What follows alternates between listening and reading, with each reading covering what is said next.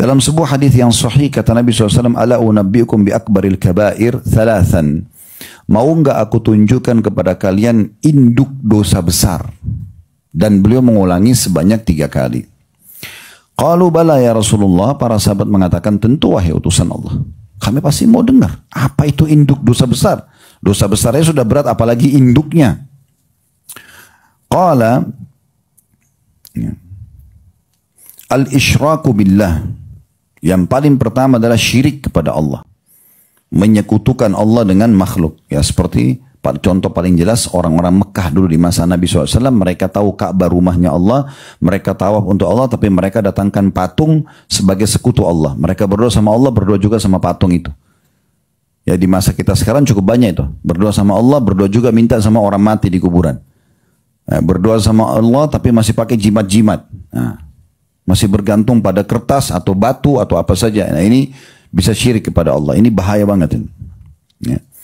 Makanya Imam Nawawi rahimahullah mengatakan, sungguh aku heran dengan orang yang minta-minta kepada kuburan walaupun itu kuburan orang saleh. Sebab yang dalam kuburan adalah manusia seperti dia yang sudah jadi tulang belulang. Para nabi-nabi saja kita masih doakan. Bukankah setiap kali kita sebutkan Nabi disunnahkan kita baca alaihi salatu wassalam, Nabi Muhammad SAW sallallahu alaihi wasallam. Bukankah para sahabat sering diulangi radhiyallahu anhum, ridwanullahi alaihim. Orang yang sudah mati kita sering mengatakan almarhum atau rahimahullah, ya. Doakan. Walaupun dia orang saleh. Nah, kita doakan. Jadi bukan kita yang minta pada orang mati itu. Hati-hati.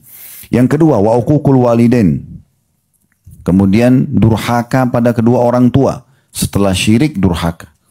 Jangan pernah bantah kedua orang tua. Jangan pernah kurang ajar sama mereka. Merendah, mengalah, dahulukan mereka. Mumpung hidup. Kalau di sini yang masih punya orang tua hidup, saya dua-duanya sudah meninggal. Sudah tertutup pintu itu. Walaupun masih bisa, tapi tidak seluasa kalau mereka masih hidup. Kalau sudah meninggal masih bisa kita doakan, istighfar, umroh dan haji masih bisa. Tapi sebatas itu. Kalau masih hidup, bisa kita bawain makanan, bisa bawain minuman, bisa kita duduk hibur dengan buat mereka tersenyum, bisa kita pijat badannya, bisa kita berikan baju, sepatu, tas, apa saja, mobil, rumah, senangkan. Dan Allah mengatakan dalam surah Isra, wala taqul lahumma uffin, jangan pernah ucapkan kalimat ibu ini, ayah ini.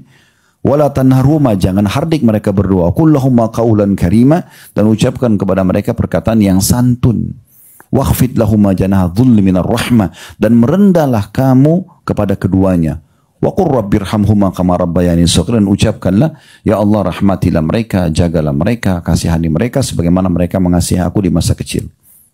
Dan doa ini berlaku walaupun orang tuanya sudah meninggal dan mereka ya belum sempat mengurus si anak ini. Karena cukup sperma ayah dan sel telur ibu pada saat bertemu dan ibu bersabar 9 bulan sudah cukup. Itu adalah harus kita bakti seumur hidup kita. Baru yang ketiga, ini yang jadi saksi bahasan kita. Wajalasa wa kana muttaki'an. Nah pada saat Nabi SAW sampaikan tentang syirik dan durhaka sama orang tua, beliau tadinya ya duduk. Tadinya beliau muttaki. Muttaki itu meletakkan siku di tanah, kakinya ngelonjor. Mesti sedikit agak santai Nabi sampaikan. Tapi tiba-tiba beliau duduk. Mengubah posisi untuk menyampaikan dosa yang ketiga. Ya, ini berarti berat banget. Lalu kata Nabi SAW, ala wa qawla zur. Dan ingat dosa besar yang ketiga induknya adalah dusta. Bohong ini. Jadi tadi syirik dengan durhaka sama orang tua yang begitu berat, Nabi masih duduk santai. Begitu mau sampaikan dusta, beliau duduk. Yang tadinya santai langsung duduk tegak untuk menarik perhatian audiens di depannya. Dan perawi hadis ini menyampaikan juga tentang metode itu supaya sampai kepada kita bagaimana dahsyatnya dusta dilarang dalam Islam. Karena di sini wajalasa wa kana muttaki'an. Tadinya dia muttaki', dia santai. Nabi SAW kemudian tiba-tiba duduk. Lalu beliau mengatakan ala wa qaulaz zur. Dan ingatlah perkataan dusta. Qala fama zala yukarriru hatta qulna laitahu sakat. Dan Nabi SAW terus mengulang-ulangi ini sampai kami ya berharap Nabi diam. Nabi ingatkan, ingat induk dosa-dosa besar, syirik kepada Allah, durhaka pada orang tua, dusta, Bayangkan Bapak Ibu sekalian kalau 1 jam kita isi materi, ini aja yang saya ulangi. Telinganya kita jadi bengkak. Ya. Bapak Ibu ingat, syirik, durhaka sama orang tua, dusta, terus saya ulangi. Ini perkataan para sahabat, bukan mereka tidak ingin menerima sabda Nabi SAW, tapi karena Nabi ulangi terus. Mereka mengatakan, seakan-akan udah kami sudah faham ya Rasulullah. Jadi mungkin bisa diam gitu ya, tapi mereka tidak bisa ucapin itu. Maksudnya di sini menggambarkan bagaimana Nabi SAW ingin audiensnya betul-betul faham, ini induk dosa besar, berbahaya sekali buat kalian, jangan dilanggar, jangan lakukan. Nah seperti itu penyampaiannya. Dan hadis ini tentunya hadis yang sahih diriwayatkan Bukhari di nomor 2654 dan juga 2 kali Imam Bukhari ulangi di nomor 5976 serta Imam Muslim juga sebutkan di nomor 143.